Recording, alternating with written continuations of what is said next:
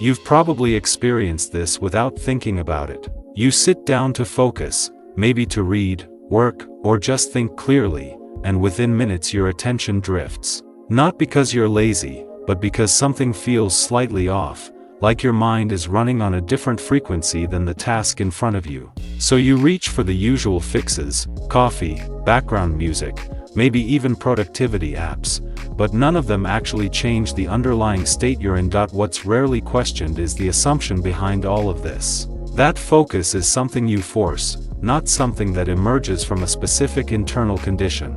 And that condition is usually invisible. You don't see your brain state, you just feel the consequences of it: scattered thoughts, mental fatigue, or that subtle resistance to starting anything that requires depth. Modern solutions tend to operate on the surface. They organize your tasks, block distractions, or stimulate you artificially, but they don't interact with the system that generates your attention in the first place. The brain is treated like a black box, and the solution is always external. Add something, remove something, optimize something, but never actually change the internal environment itself. This is where things start to get more interesting, because the idea behind the brain song isn't about adding another layer of control.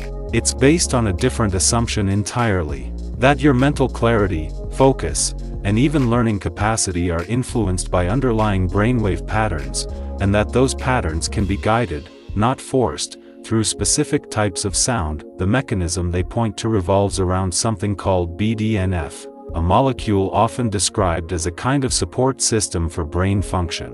It's associated with how neurons communicate and adapt, which connects directly to learning and cognitive performance. Instead of trying to push the brain into focus, the concept here is to create conditions where the brain becomes more receptive on its own. The method itself is almost deceptively simple: a 12-minute audio track designed to gently guide the brain toward gamma wave activity using structured sound patterns. No interface, no tracking, no visible system to manage. Just sound. That simplicity can feel either elegant or suspicious, depending on how you look at it, because this is where skepticism naturally enters. The idea that listening to audio can influence brainwave states isn't new, but the leap from that to meaningful cognitive improvement is where things become less certain. There's a difference between influencing a state temporarily and creating lasting changes in how your brain operates, and this is where most commercial solutions quietly blur the line.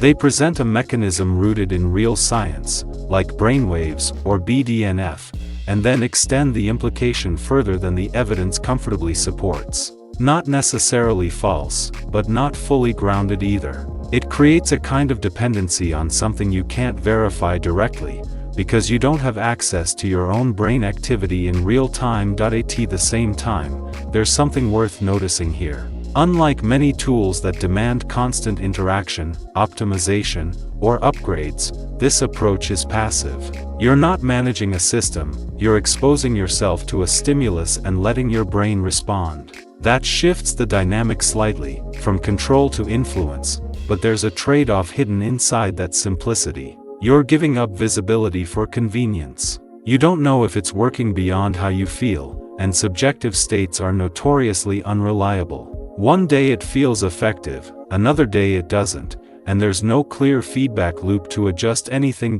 So the real question isn't just whether the brain's song works. It's what kind of relationship you want with your own mental performance. Do you prefer systems you can measure and control, even if they're more complex, or are you comfortable relying on subtle, indirect methods that operate in the background?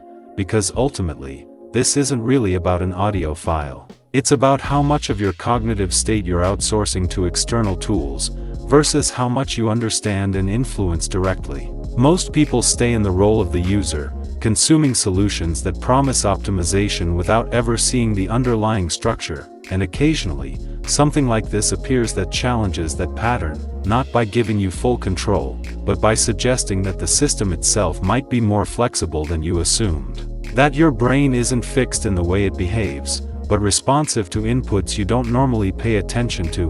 Whether that's enough to justify using it depends on how you weigh effort against uncertainty. It takes almost no time, no learning curve, and no ongoing complexity. But in exchange, you accept a level of ambiguity that most people are uncomfortable with, especially when it comes to something as important as their own mind. If you're curious enough to test that trade-off for yourself, there's a link below where you can look at how the brain song is structured and decide whether it's something you want to experiment with before dismissing it entirely.